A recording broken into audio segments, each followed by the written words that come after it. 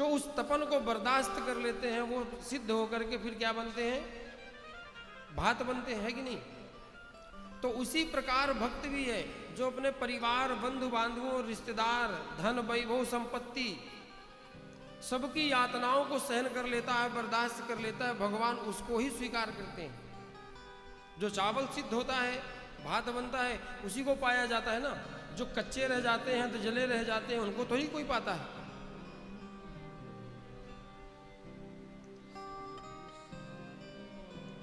अब भात की बात आई है तो कहते हैं जगन्नाथ का भात और जगत पसारे है। जगन्नाथ के भात में एक ऐसी अद्भुत चमत्कारी लीला है प्रभु की। इस भात के लिए त्रैलोक्य में जितने भी देवी देवता हैं वो भी दर्शन करने आते हैं और वो भी इस भात को पाने के लिए लाइन में लगते हैं। आप लोगों ने ये भी जानते ही हैं कि जो चूल्हा जो भगवान की रसोई में चलता है उसमें 9 हंडी एक साथ चढ़ाई जाती है। पहले 6 हंडी लगा दी जाती है, फिर 6 के ऊपर 3 हंडी लगा दी जाती है।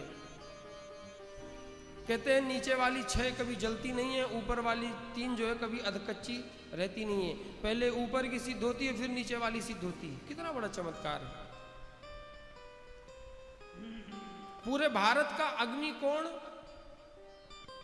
जगन्नाथपुरी है, पता आप देख लेना मैप में। और पूरे जगन्नाथपुरी का अग्निकोण भगवान का मंदिर है, जगन्नाथ प्रभु का। और मंदिर के अग्निकोण में भगवान की रसोई पकती है।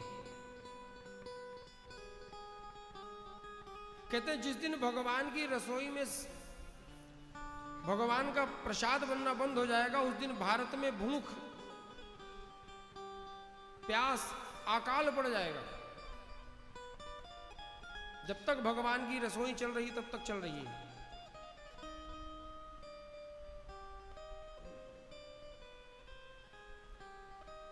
एक भक्त थे भगवान के। भगवान काशी विश्वनाथ के धाम में रहा करते थे,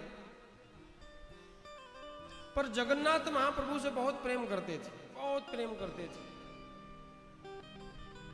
भगवान भोलेनाथ के भी इष्ट जगन्नाथ प्रभु हैं अपने। उनकी नगरी में रह के वो सदैव भगवान का भजन करते थे, जगन्नाथ महाप्रभु का। कई वर्षों से वो बार बार प्रभु के दर्शन करने आना चाहते थे, लेकिन नहीं आ पाते थे। एक संयोग उनका ऐसा बना कि अपने परिकर के साथ वो जगन्नाथपुरी धाम का दर्शन करने आए। और सौभाग्य से वो दिन एकादशी का दिन था।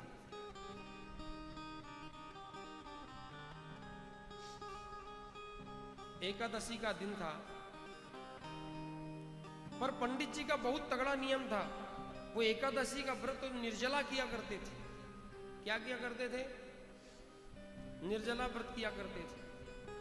मंदिर में सुंदर गए, प्रभु का दर्शन किया, भगवान का बलभद्र सुभद्रा और जगन्नाथ प्रभु का दर्शन करके मंदिर से बाहर आए तो भगवान का प्रसाद तो सदैव बंटता है यहाँ पे।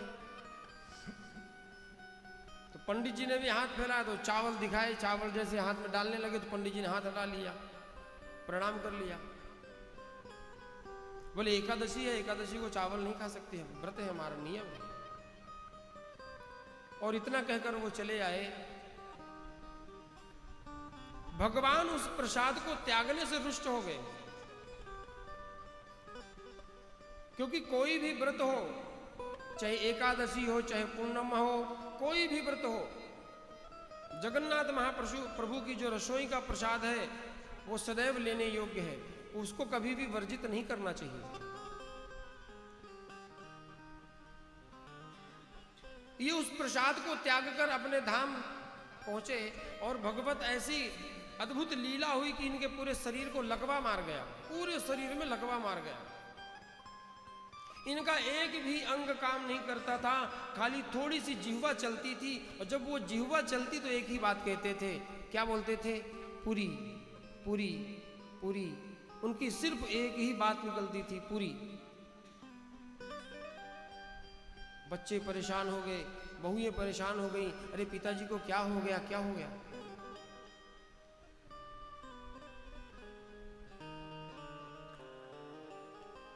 एक दिन एक बहू ने कहा है, बार बार पूरी पूरी कहते हैं, शायद इनको पूरी खाने का मन कर रहा है।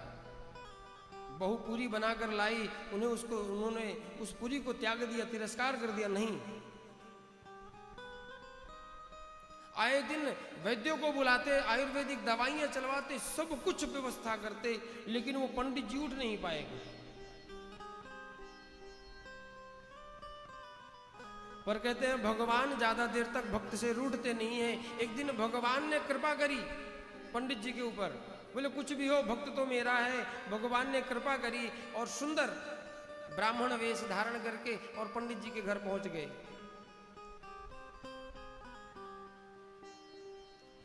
और उनके मुख से हर बार वही निकलता था, पूरी पूरी पूरी, बार बार उनके मुख से वही निकल रहा था। पंडित जी ने कहा, अरे देव बच्चों ध्यान दो, आपके पिताजी को एक बार मुझे ऐसा लगता है कि आप इनको जगन्नाथ धाम लेकर जाओ, वहां जाने से शायद इनका स्वास्थ्य सही हो जाए। तब बच्चों को याद आया कि मेरे पिताजी एक बार जगन्नाथपुरी गए थे। सभी बच्चे मिलकर तुरंत व्यवस्था बनाए और अपने पिताजी को पुनः जगन्नाथ धाम लेकर आए। मंदिर परिकर में जैसे लेकर चढ़ने लगे, 22 सीढ़ियों को पार करने लगे। किसी दुर्भाग्यवश उनका पैर छट गया और वो गिर गए। गिरते ही एक वहां चावल का दाना पड़ा था। उस चावल के दानों को उन्होंने, पंडित जी ने अपने जिह्वा से उठा करके मुख में डाल लिया, जिह्वा से आगे बढ़ा करके उस मुख में डाल लिया। और चावल का दाना मुख में जाते ही पंडित जी का लगवा जो था वो स्वस्थ हो गए।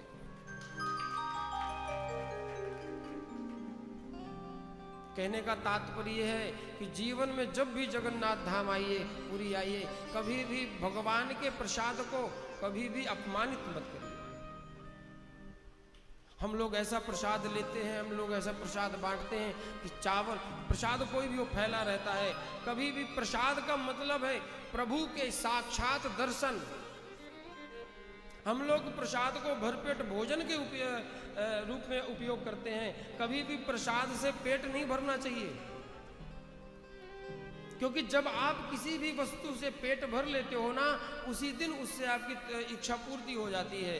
और कभी भी प्रसाद की लालसा सदैव बनी रहनी चाहिए। हम लोग अपमान मान लेते हैं, अरे हमें तो प्रसाद दिया नहीं है, मैं क्यों जाऊंगा। नहीं, प्रसाद को लड़ कर लेना नहीं चाहिए, झगड़ कर लेना चाहिए, है कि नहीं। प्रसाद अगर छीनने में भी मिल जाए ना तो छीन लो। जगन्नाथ महाप्रभु की अद्भुत लीलाएं।